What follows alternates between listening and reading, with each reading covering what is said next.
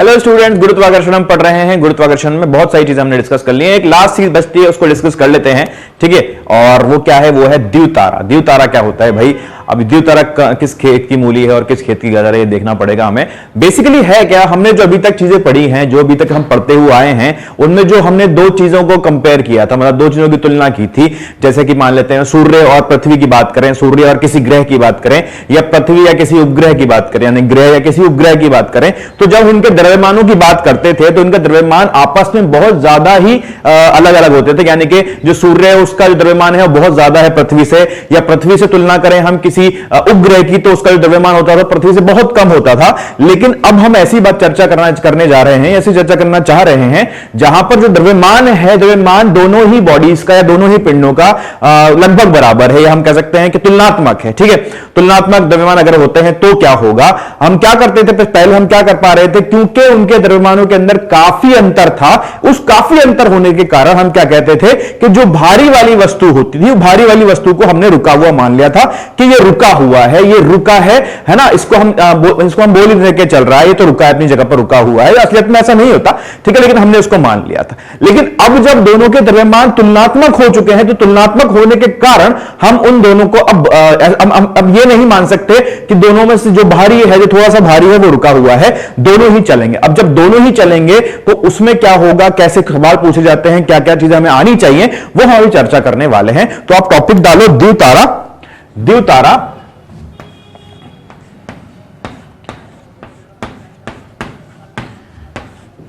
या double star system.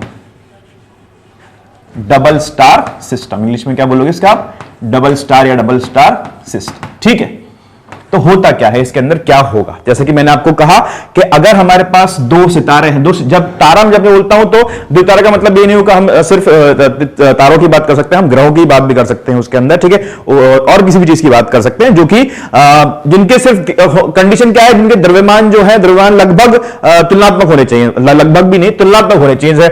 एक का डबल हो गया तो दूसरे का m है, तो दूसरे का 2m हो गया, एक का m है तो 3m हो गया, इतना होगा तो हमारा काम यहां पर चल जाएगा, हमें इसकी चर्चा करनी पड़ेगी। ठीक है, तो हम मान लेते हैं कि हमारे पास ना दो ग्रह हैं या दो कुछ भी हैं, m1 और m2 द्रव्यमान के।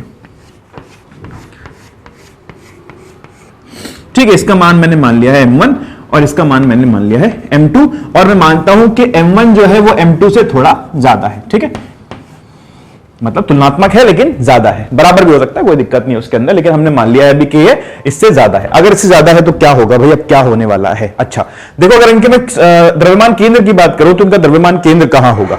आप बोलोगे कि ये m1 है, m2 है। अगर मैं बोलता हूं m1 ज्यादा है तो यहां पर कहीं द्रव्यमान केंद्र आना चाहिए, इस जगह पर कहीं द्रव्यमान केंद्र आना चाहिए। इसको मैं r1 बोल लेता हूं दूरी, और यहां m2 से दूरी बोल लेता हूं इसको r2।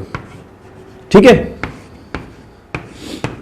m1 से r1 दूरी बोल देता हूं और m2 से r2 दूरी बोल देता हूं इसको मैं। ठीक है, अगर मैं बल की बात करता हूं कि इन पे कौन कौन से बल लग रहे हैं, तो आप बोलोगे कि ये एक दूसरे के ऊपर एक ही बल लगा रहे हैं, जो गुरुत्वाकर्षण बल है, और उसके अलावा और कोई बल नहीं लग रहा है, और वो एक केंद्र बल है, केंद्र की ओर लग रहा है, तो वो एक अभिकेंद्रीय बल की तरह कार्य करेगा, और ये दोनों ही वस्तुएं, दोनों ही पिंड जो है एक वृत्त में चलना स्टार्ट कर देंगे, वृत्त में चलना, घूमना स्टार्ट कर देंगे। तो किस प्रकार से चलेंगे और क्या केंद्र होगा उसको हम देखते हैं। जो हमारा द्रव्यमान केंद्र है, वो जो हमारा द्रव्यमान केंद्र है, वो एक केंद्र की तरह काम करेगा, एक वृत्त के केंद्र की तरह काम करेगा, और हमारे जो पिंड हैं वो कुछ इस प्रकार घूमने लगेंगे।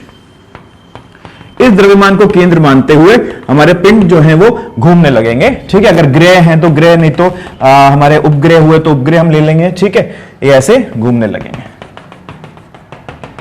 जहां पर इनका केंद्र क्या है, जो द्रव्यमान केंद्र है वो इनका केंद्र बन जाएगा। हम ये कह सकते हैं कि m2 जो है इधर चलना m1 जो है इधर चलना स्टार्ट कर देगा, और m2 जो है इधर चलना स्टार्ट कर देगा। ठीक है, और ये एक वृत्त में घूमने लगेंगे, एक वृत्त में ये घूमने लगेंगे, चक्कर लगाने लगेंगे, दोनों एक दूसरे दोनों की वजह से जो द्रव्यमान केंद्र बन रहा है उसको केंद्र लेते हुए। ठीक है, ये चीज हमें समझ में आती है, ऐसे घूमना स्टार्ट करेंगे। अब ऐसे घूमना स्टार्ट कर रहे हैं तो ये हो क्या रहा है? आप देखोगे कि द्रव्यमान जो केंद्र है, इसका जो द्रव्यमान केंद्र है वो हमेशा ही रुका होना चाहिए। ठीक है, वो तो हमेशा ही रुका हुआ होगा, क्योंकि ये केंद्र है ना, इसी के आसपास घूम रहा है। केंद्र को चला दोगे तो वृत्त बनेगा कैसे?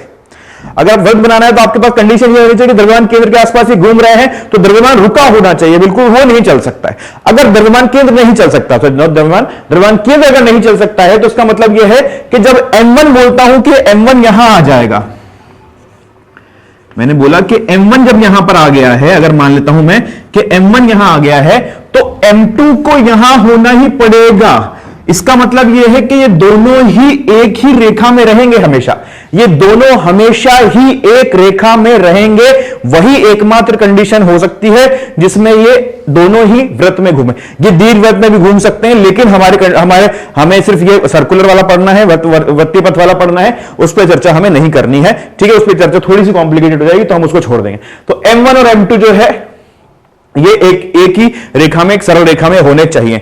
अगर एक सरल रेखा में है तो आप देख सकते हो कि जितना ये चल रहा है m1 थीटा, उतना ही m2 थीटा चलेगा अपोजिट दिशा में, विपरीत दिशा में, तभी ये एक समान रेखा में चलने होने चाहिए, तभी एक समान रेखा में होने चाहिए। इसका मतलब जितने समय में ये थीटा चला है, उतने समय में इसको भी थीटा चलना पड़ेगा। इसका मतलब यह है कि इन दोनों की ओमेगा जो होगी, इनका कोणीय वेग जो होगा वो समान होगा। इन दोनों का कोणीय वेग क्या होगा? समान होगा। एक काम की बात है, इसको डब्बे में बंद करके अभी रख लो अपनी पॉकेट में, इसको हम आगे काम में लेने वाले हैं, ठीक है। तो हमने क्या देखा अभी? हमने देखा कि एक वृत्त में घूमने के लिए बराबर थीटा से घूमेंगे, बराबर थीटा की दर से घूमेंगे, जो कि हमें बताता है कि इसका कोणीय वेग ओमेगा बराबर आने वाला है, ठीक है। इसको हमने समझ में आया, इसको हमने समझा। अब आगे लेके चलते हैं हम इन चीजों को, ठीक है। अच्छा चलो, ये हमारे पास दो सितारे हैं, द्वितारा निकाय है, ठीक है। दो कुछ भी बॉडीज हैं, कोई भी वस्तुएं हैं, इनको मैंने कितनी दूरी पर रखा है? इनको मैंने रख दिया है r दूरी पर, और इनका द्रव्यमान केंद्र यहां पर है। r1 दूरी है इससे, m1 से, और m2 से r2 दूरी है,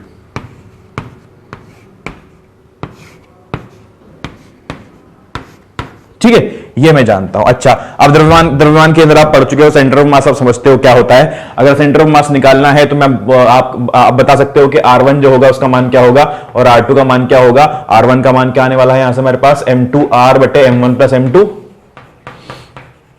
और r2 का मान क्या आने वाला है हमारे पास यहां से m1r बटे m1 प्लस m2, ठीक है। ये कैसे निकाला ये आपको पता होना चाहिए वैसे तो, लेकिन फिर भी अगर नहीं पता है तो आप मान लो कि इसको आपने यहां पर रखा है 0,0 पर, और ये आपका x अक्ष है और ये y अक्ष है, ठीक है। इसको अगर आप मान लेते हो तो यहां से दूरी r1 निकाल सकते हो और r2 दूरी भी आप निकाल सकते हो। दोनों दूरी यहां पर आप आराम से पता कर सकते हो। तो ये आपको मिल जाना चाहिए। मिल रहा है नहीं मिल रहा? हाँ बिल्कुल सही हमारे पास आ रहा है, ठीक है। आप उसको निकाल सकते हो फॉर्मूला लगा के, m1 x1 plus m2 x2 अपन m1 प्लस m2 लगाओगे तो इससे आपका निकल जाएगा, ठीक है। मैंने आपको डायरेक्टली यहां पर लिख दिया है। अच्छा, ये हमारे पास आ गया। और एक चीज हम क्या बोल सकते हैं, अगर मैं r1 और r2 को भाग कर दूं तो क्या आ जाएगा यहां से, r1 बटे r2 जो होगा वो m2 बटे m1 के बराबर आएगा। इन दोनों को मैंने भाग कर दिया, तो यहां से m1 r1 बराबर m2 r2 के आ गया है, जो कि हम पहले भी कह सकते थे, क्योंकि सेंटर ऑफ मास जो होता है, द्रव्यमान केंद्र जो होता है, उसके ऊपर अगर हम निकालते हैं उस पर अगर mr निकालते हैं तो mr बराबर आता है, ठीक है। मास मूवमेंट निकालते हैं तो बराबर आता है, ठीक है। ये हमारे पास पता चल गया कि m1 r1 जो है m2 r2 के बराबर होता है। तो ये तीन चीजें हमें यहां से पता चली। अच्छा, ये अगर ऐसा है तो हम क्या बोलेंगे भाई, अब हम पता करना चाहते हैं कि इसका ओमेगा क्या होगा, ठीक है। इसका कोणीय वेग क्या होगा। अगर ओमेगा पता करना चाहते हैं तो उसको हम क्या कर सकते हैं, उसके अंदर देखो कैसे घूम रहे हैं, ये ओमेगा से घूमेगा, ये भी ओमेगा से ऐसे घूमेगा, यहां से ये ओमेगा से ऐसे घूमेगा, और ये भी ओमेगा से इस केंद्र के चारों तरफ घूमेगा, ठीक है। तो इस प्रकार से ये घूम रहे हैं ओमेगा से। अच्छा भाई, ओमेगा पता करने का तरीका क्या हो सकता है, ओमेगा कैसे पता करें? तो हम ओमेगा के लिए क्या लिख सकते हैं, ओमेगा के लिए हम लिख सकते हैं ओमेगा बराबर 2 पाई बाय टी। ये हमारे पास होता है ओमेगा बराबर 2 पाई बाय टी। तो इसमें आगे करें क्या, कैसे करें इसको? ये तो होता है, लेकिन इसका होगा क्या? इसका कुछ थोड़ी होगा, इससे हम इससे कर ही नहीं पाएंगे। हमें करना पड़ेगा किससे, हमें लगाना पड़ेगा थोड़ा सा और कुछ दिमाग। चलो करो। अच्छा, इसके बाद बल की बात करें तो बल कितना लग रहा है इसके ऊपर, इन दोनों में बल की बात करते हैं तो बल जो एक दूसरे पर लगा रहे हैं ये वो किसके बराबर है, g m1 m2 बटे आर स्क्वायर के बराबर, यही है, ठीक है। और यही अभिकेंद्रीय बल के बराबर ही, अगर ये अभिकेंद्रीय बल के बराबर है तभी तो ये वृत्त में चल पा रहा है, ठीक है। अगर वृत्त में चलना है तो अभिकेंद्रीय बल के बराबर होना चाहिए। और अभिकेंद्रीय बल कितना किसके बराबर है, m1 r1 ओमेगा स्क्वायर, ठीक है, या फिर बोल सकता हूं कि M2R2 ओमेगा स्क्वायर, ठीक है, दोनों ही बराबर होंगे, दोनों के ऊपर विकेंद्री बल लग रहा होगा, दोनों ही बराबर आएंगे, तभी हम बोल सकते हैं कि ये हो गए, ये जो है ये वृत्त में घूमेंगे।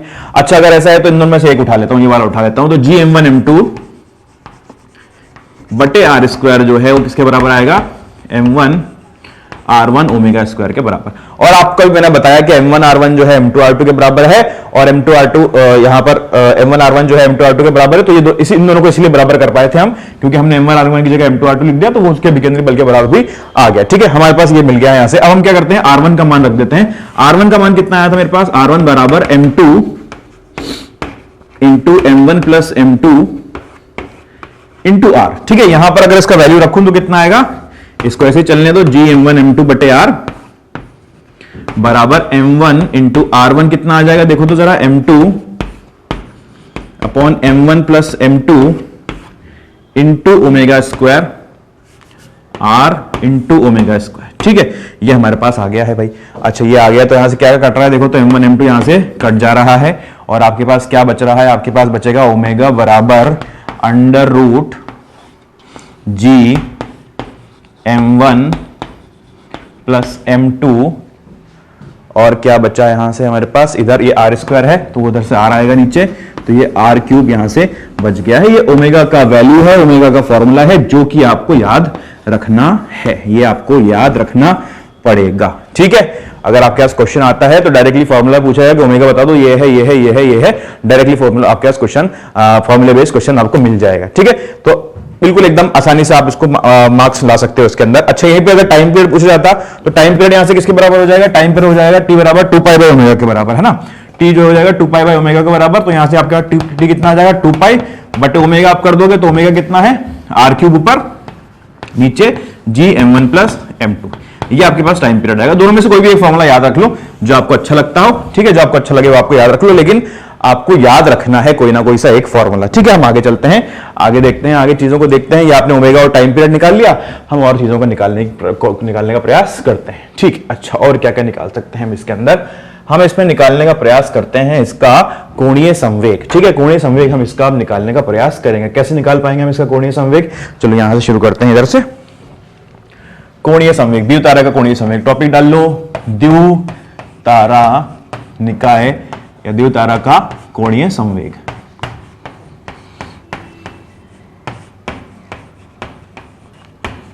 क्या होता है कोणीय संवेग, L से दिखाते हैं हम कोणीय संवेग को, जो कि किसके बराबर आएगा, इसके कोणीय संवेग के बराबर आएगा। कोणीय संवेग के बराबर, तो कोणीय संवेग कैसे निकालोगे, इसका निकाल लो और उसका निकाल लो, दोनों को ऐड कर दो। इसका क्या आएगा, M1R1 स्क्वायर ओमेगा आई omega plus M2R2 square omega. ठीक है, इसका मोमेंट ऑफ इनर्शिया और इसका मोमेंट ऑफ इनर्शिया, दोनों का मोमेंट ऑफ इनर्शिया निकाला और ओमेगा से उसको गुणा करके दो जोड़ दिया, तो हमारे पास M1R स्क्वायर ओमेगा और M2R स्क्वायर ओमेगा आ गया। और हम जानते हैं कि M1R1 जो है वो M2R2 के बराबर है। हम क्या जानते हैं, हम जानते हैं, कहां लिखूं, M1R1 जो है M2R2 के बराबर है। ठीक है, M1R1 जो है M2R2 के बराबर है। यहां से मैं क्या चाहता हूं कि यहां से एक R2 हटा दूं, चलो कर लेते हैं, M1R1 स्क्वायर को लिख देते हैं, इसको M1R1 इंटू ओमेगा ऐसे करके लिख लिया मैंने, और एक R1 इधर ले लिया, प्लस M2R2 लिख लिया मैंने।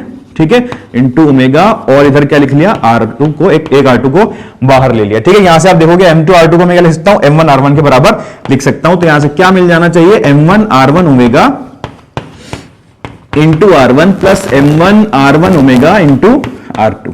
क्या कॉमन आ जाएगा, M1R1 ओमेगा कॉमन आ जाएगा, M1R1 ओमेगा कॉमन आ जाएगा यहां से, और ये आपके पास क्या बचेगा, अंदर R1 plus R2, R1 plus R2 आपके पास बचेगा। इसको इधर ले आते हैं, हम यहां पर लिख देते हैं, क्या आएगा हमारे पास, L बराबर M1R1 omega R1 plus R2, ये तो वही लिख दिया हमने। ठीक है, ये वापस लिख दिया एक बार और। अच्छा, अब मैं चाहता हूं कि R1 का मान रख दूं, तो R1 का मान क्या आया था मेरे पास, M2 बटे M1 प्लस M2 बटे M1 plus M2 into R into omega, और इधर देखो R1 प्लस R2 किसके बराबर है, R1 प्लस R2 किसके बराबर है, पूरे R के बराबर है, तो यहां पे आपके पास क्या आ जाएगा, R आ जाएगा। अब देखो क्या क्या बनता है हमारे पास, यहां से हमारे पास यहां से बनेगा L बराबर M1 M2 upon M1 plus M2 into omega R square. ठीक है, इसको हम क्या बोलते हैं, इसको हम बोलते हैं म्यू ओमेगा आर स्क्वायर, तो बोलते हैं हम म्यू ओमेगा आर स्क्वायर। अब ये म्यू क्या है, म्यू कहां से आ गया इसके अंदर, वो देखो ये म्यू है, ये म्यू क्या है, इसको हम बोलते हैं समानीत द्रव्यमान। कौन सा द्रव्यमान, समानीत द्रव्यमान। ठीक है, या इंग्लिश में बोलें तो क्या बोलेंगे हम इसको, रिड्यूस्ड मास। क्या बोलते हैं, रिड्यूस्ड मास। ठीक है, जब भी आपके पास 2 star system, double star system हो या देवतारा हो, या किन्हीं भी 2 बॉडीज की बात कर रहे हो आपस में एक दूसरे को लेकर वो चल रही हैं, ऐसे कुछ भी बात कर रहे हो, कोई भी चर्चा आप कर रहे हो, तो आप एक रिड्यूस्ड मास का, समानीत मास का आप एक कंसेप्ट लगा सकते हो। ठीक है, एक हाइपोथेटिकल कंसेप्ट होता है। ठीक है, असली नहीं है, ऐसा नहीं कि मास उनका रिड्यूस हो गया हो दोनों का, ऐसा कुछ नहीं है। एक हमने कंसेप्ट बना रखा है, उस कंसेप्ट को हम बोलते हैं रिड्यूस्ड मास या समानीत द्रव्यमान। ठीक है, वहां पर हम बोलते हैं कि ये जो है, ये जो L बराबर m1 प्लस m1 m2 अपन m1 plus m2 omega square के r के बराबर आ रहा है, ये ऐसा हो गया है कि एक केंद्र के पास एक बॉडी घूम रही है जिसका द्रव्यमान म्यू है। ठीक है, और उसकी त्रिज्या जो है वो r के बराबर है। ठीक है, ये ऐसा इसको हमने कंसीडर कर लेते हैं। ऐसा सच में नहीं हो रहा है, ऐसा हम इसको कंसीडर कर रहे हैं ताकि हम आसानी से फॉर्मूले में फॉर्मूला बना सकें और फॉर्मूला में रख के अपनी वैल्यूज को निकाल सकें। तो ये क्या हो गया, L बराबर म्यू ओमेगा आर स्क्वायर हमारे पास आ गया है वैल्यू। किसका वैल्यू आ गया है हमारे पास, इसके कोणीय संवेग का वैल्यू आ गया है, जहां पर म्यू का मान क्या है, म्यू का मान है m1 m2 बटे m1 plus m2, m1 m2 बटे m1 प्लस m2, याद रखने वाली चीज है। ठीक है, बाकी ये तो फॉर्मूला, तो इसका एल का फॉर्मूला ही है, एल का फॉर्मूला तो आपको पहले से याद है। ठीक है, आपको बस म्यू का फॉर्मूला पता करना है, बाकी आपको जानते हो। अच्छा, ये हो गया, इसको हम आगे चलाते हैं, आगे चलाते हैं। आगे क्या निकाल सकते हैं, ये हटा दे रहा हूं मैं, आप पॉज करके लिख लेना, है ना। चलो, इसको मैं हटा देता हूं।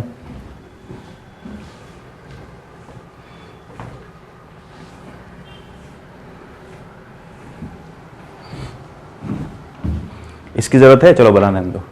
अब देखते हैं हम गतिज ऊर्जा। किसकी गतिज ऊर्जा देखेंगे, किसकी गतिज ऊर्जा देखेंगे, द्युतारा की। आपको टॉपिक में लिखना है गतिज ऊर्जा, ब्रैकेट में द्युतारा लिख लेना, या द्युतारा की गतिज ऊर्जा, कुछ भी लिख लो। ठीक है, kinetic energy of a double star system. क्या होगा भाई, काइनेटिक एनर्जी कैसे लिखोगे, दोनों ही काइनेटिक एनर्जी अलग अलग लिखोगे, ऐड कर दो। ठीक है, इसकी कितनी होगी, हाफ आई ओमेगा स्क्वायर। आई का मान क्या है, m1 r1 square omega square, plus इसकी कितनी होगी 1/2 m2 r2 square omega square. ठीक है, ये काइनेटिक एनर्जी आ गई, कुल काइनेटिक एनर्जी आ गई इन दोनों की। अच्छा, तो हम देखते हैं, इसको हल करते हैं। तो 1/2 m1 r1 लिख लो, ओमेगा स्क्वायर लिख लो, और एक r1 को बाहर चलने दो, प्लस 1/2 m2 r2 लिख लो। ठीक है, ओमेगा स्क्वायर लिख लो, और एक r2 को बाहर चलने दो। ठीक है, 1/2 कर लो।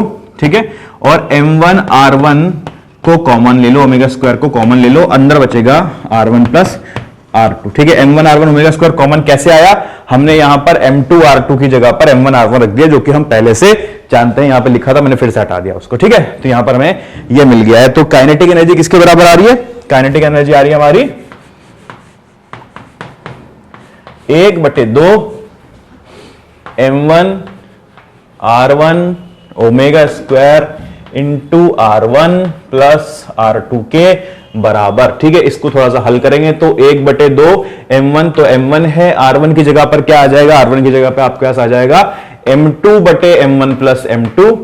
ठीक है, इंटू r ओमेगा स्क्वायर, और देखो r1 प्लस r2 मिलके क्या बना देगा, r बना देगा। तो हमारे पास क्या बला, 1/2 m1 m2 बटे m1 प्लस m2। ठीक है, into omega square into R square omega square. ठीक है, ये आपको क्या मिलेगा, 1/2 mu R square omega square, जहां पे म्यू क्या है, म्यू है आपका समानीत द्रव्यमान या रिड्यूस्ड मास। ठीक है, क्या है ये, रिड्यूस्ड मास।